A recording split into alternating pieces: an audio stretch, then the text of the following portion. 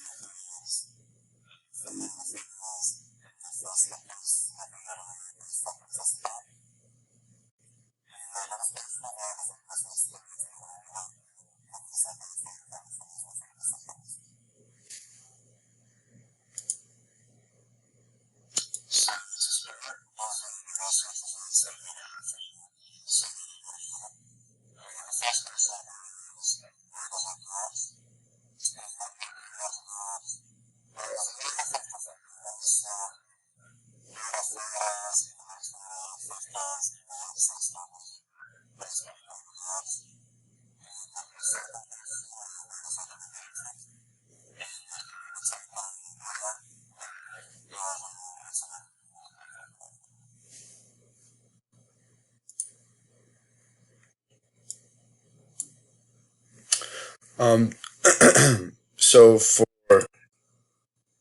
our next two questions, these were free response questions. So we got a variety of different answers from these.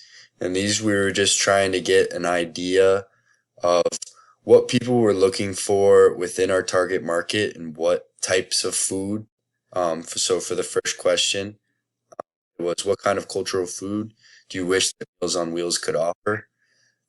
Um, a lot of these, as you can see, we had a couple that had nothing available or no ideas to supply, but we also had um, huge amounts of people saying they wanted Mexican food. And also, if you go down here, you have other types of Mexican foods here as well. Also, we see Italian food as well as Chinese food and Indian food. So just trying to expand that menu to connect better with more demographics. And then for the second question, it was how could Meals on Wheels cater to different cultural markets? Same thing, we were just trying to get some ideas to help Meals on Wheels out. Um, the highest one was some type of diversity training um, for the employees, where they learn a little bit about essentially what I'm gathering from that was that they learn a little bit about the types of people in the area and exactly how to cater best to them. Another one was bilingual employees. This is already one thing that was mentioned that's already something Meals on Wheels has. I know one of the ladies that came and presented to us said she was bilingual, and that really did help when bringing meals to people. As you can see, there's a bunch of other various responses, including staff diversity. Um, that just helps when you have people from different cultures in your staff, that helps you better connect to those different demographics within the Tampa community. For our next question, we had, what is a non-profit organization you're aware of in the local area? So here we were just trying to get an idea. Not all of these are direct competitors to Meals on Wheels. Some of them are secondary competitors just because people only have a limited amount of money that they want to spend towards for profits. But Feeding America and Feeding Tampa Bay is one that is in direct competition with Meals on Wheels. And this is just not, I don't like to say competing with them because they are non-for-profit organizations, but they're both trying to accomplish a similar goal, which is to feed people in need in the local area.